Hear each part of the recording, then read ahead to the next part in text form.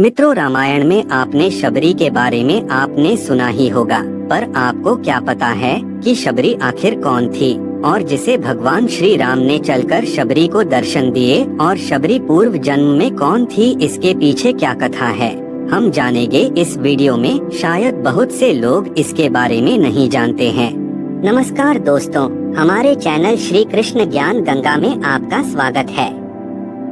यदि आप चैनल पर नए हैं तो चैनल को सब्सक्राइब कर ले ताकि ऐसी ही जानकारी आपको मिलती रहे। चलिए शुरू करते हैं। मित्रों, शबर जाति भील जाति में ही होती है और शबरी भील कन्या थी। भील जिसको शबरी भी कहा जाता है।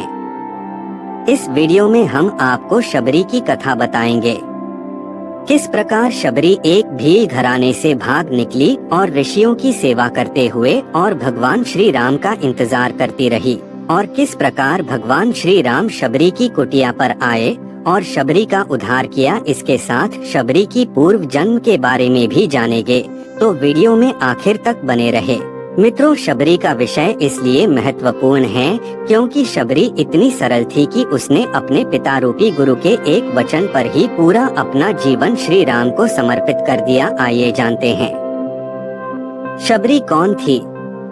मित्रों, बात उस वक्त की है जब भगवान श्री राम का जन्म भी नहीं हुआ था।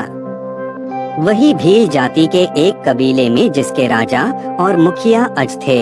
राजा अज के घर में एक कन्या का जन्म हुआ जिसका नाम श्रमना था। श्रमना शबरी का ही दूसरा नाम है और शबरी की माता का नाम इंदुमती था।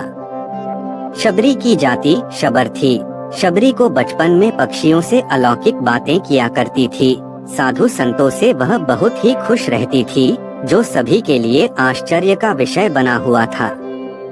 धीरे धीरे शबरी बड़ी हुई, लेकिन उसकी कुछ हरकतें राजा अज और इंदुमती की समझ से परे थी।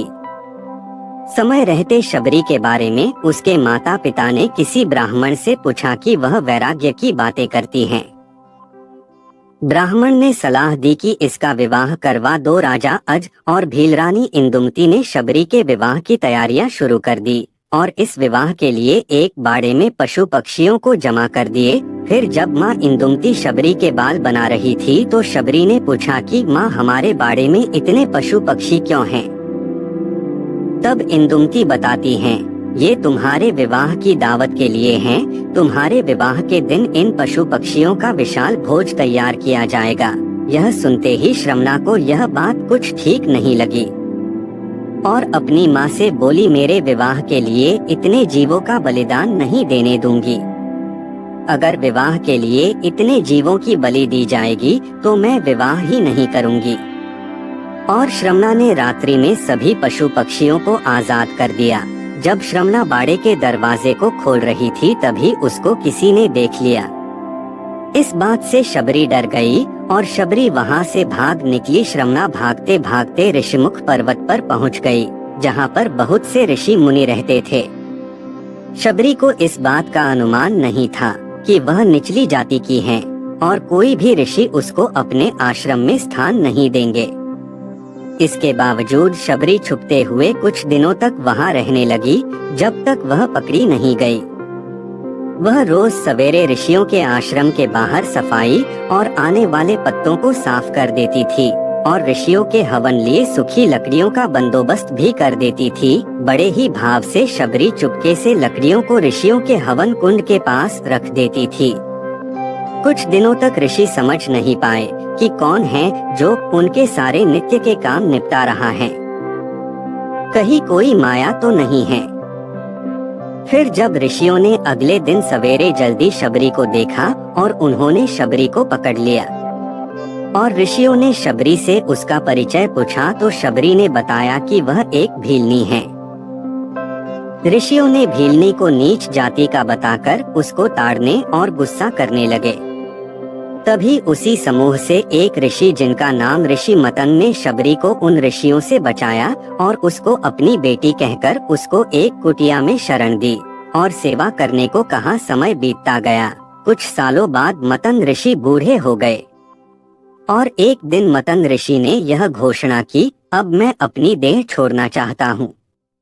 तब शबरी ने मतंग ऋषि से कहा कि एक पिता को मैं वहां पर छोड़कर आई और आज आप भी मुझे छोड़कर जा रहे हैं। अब मेरा कौन ख्याल रखेगा? मतंग ऋषि ने कहा, बेटी तुम्हारा ख्याल अब श्री राम रखेंगे। शबरी सरलता से कहती हैं, राम कौन है बाबा, और मैं उन्हें कहाँ ढूंढूंगी? मतंग ऋषि ने कहा, बेटी तुम्हें उनको खोजने की जरूरत नहीं है, वो स्वयं तुम्हारी कुटिया पर चलकर आएंगे। शबरी ने मतंग ऋषि के इस वचन को पकड़ लिया कि राम आएंगे। बस इंतजार करने लगी। शबरी रोज भगवान के लिए फूल बिछा कर रखती, उनके लिए फल तोड़ कर लाती और पूरे दिन भगवान श्री राम का इंतजार करती। इंतजार करते करते शबरी बूढ़ी हो गई, लेकिन अब तक श्री राम नहीं आए। फिर एक दिन वह घड़ी आ ही गई जब शबरी के वर्षों का इंतजार खत्म होने वाला था। शबरी ने फूल बिछा कर रखे थे और आते जाते लोगों को मना कर रही थी कि इन फूलों पर मेरे भगवान चलेंगे। शबरी श्री राम के लिए रोज बेर तोड़ कर लाती थी। यह निश्चित करने के लिए बेर मीठे हैं या खट्टे, शबरी ने बेर को चख चख कर रख देती। जब भगवान श्री राम आए तो शबरी एक पत्थर के आसन के पास बैठी थी। शबरी ने पहली नजर में ही भगवान राम को पहचान लिया और शबरी ने भगवान का खूब आदर सत्कार किया और उनको जूठे बेर खिलाए। इस प्रकार शबरी के वर्षों का इंतजार खत्म हुआ था और उसको भगवान श्री राम मिले थे। शबरी पूर्व जन्म में कौन थी? शबरी अपने पूर्व जन्म में एक रानी थी, नाम था परमहिसी। एक बार कुंभ के मेले में परमहिसी रानी और राजा दोनों साथ में गए थे। राजा का वहां पर शिविर था। रानी को एक दिन अपने खिड़की से ऋषियों का समूह दिखाई दिया जो कि हवन कर रहे थे और मंत्रों का उच्चारण कर रहे थे। रानी परमहिसी का मन भी उन ऋषियों के बीच में बैठने का कर रहा था। रानी ने राजा से आज्ञा मांगी, लेकिन राजा ने कहा कि आप रानी हैं, इस तरह आपको शोभा नहीं देता, आप उन ऋषियों के बीच में नहीं जा सकती हैं।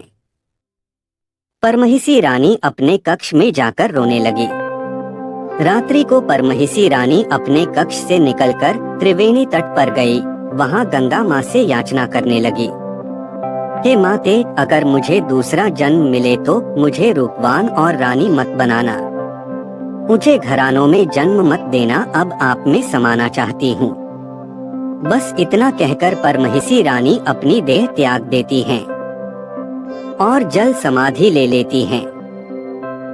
इसी कारण अगले जन्म में शबरी रूपवान नहीं थी और ना ही कोई राजघराने पैदा हुई। मित्रों, यह थी शबरी की कहानी जो हमें सिखाती है कि सब्र का फल हमेशा मीठा होता है।